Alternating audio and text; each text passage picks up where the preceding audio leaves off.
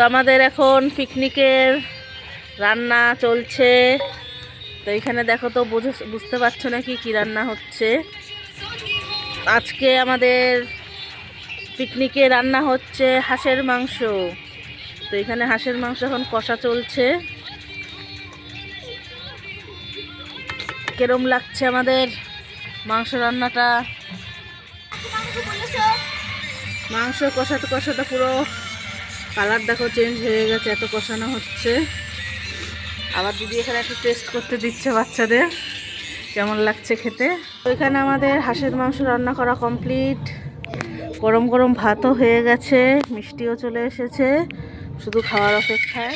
তো এখানে দেখো আমাদের এখন পিকনিকের খাওয়া দাওয়া করার সময়। শীত, ছাদে তো খুব ঠান্ডা লাগছে, তাই তাড়াতাড়ি তাড়াতাড়ি রান্না হলো, এখন খেতে বসা হচ্ছে।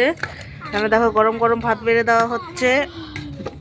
তো সিম্পল খাবার আমাদের পিকনিকের, গরম গরম ভাত, হাঁসের মাংস আর খাওয়ার পরে মিষ্টি আছে। এই আমাদের পিকনিকের আইটেম হয়েছে। কেরম লাগছে অবশ্যই জানিও। আর এখানে আগুন জ্বালিয়ে বসা হয়েছে, নয়তো ছাদে একদম বসা যাচ্ছে না, এত ঠান্ডা।